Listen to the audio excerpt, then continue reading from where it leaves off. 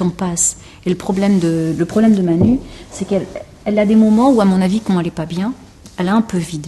Sa manière à elle de combler le vide, comme beaucoup de jeunes qui fument du tabac, c'est je suis vide, je ne sais pas quoi faire, je prends de façon mimétique, réellement et sans finalité, dans quelque chose qui est un enchaînement de mouvements sans y réfléchir, une cigarette, une deuxième cigarette, parce que le mouvement, au moins, la comble dans ses pensées. Comment peut-on penser qu'elle anticipe les dents jaunes, l'haleine, le cancer du poumon, et puis les problèmes de phlébite et veineux qu'ont toutes les filles quand elles fument trop? Elle ne peut pas y penser. Comment puis-je, moi, Manu, voir les autres là-bas qui ont des dents jaunes? Je ne les vois pas, les autres. Je ne les vois pas. Je ne sais même pas, moi, qui je suis. À ce moment-là. À l'adolescence, ce qui dérange un petit peu, c'est le devenir de la sexualité. C'est un individu, à l'adolescence, qui est parti de rien. Il est bisexuel, en phase de latence. C'est-à-dire, entre 5 et 10 ans, on est bisexuel. On n'est pas très garçon, pas très fille.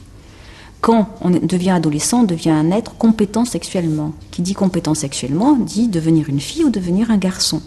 Donc, quand on a un peu du mal, parce qu'on n'y croit pas, parce qu'on n'est pas bien dans son corps, parce qu'on n'est pas bien dans sa peau, on essaie d'entretenir la bisexualité. Donc avec des attitudes de garçon. Les roulés, c'est pas féminin. Une fille, habituellement, c'est plutôt une main fine. Et on dit la main fine est prolongée par une cigarette relativement fine. La roulée, c'est pas joli.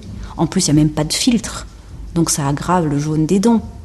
Et en plus, il y a du tabac qui sort un peu, des fois qui reste collé à la lèvre. On ne peut pas dire que c'est très joli.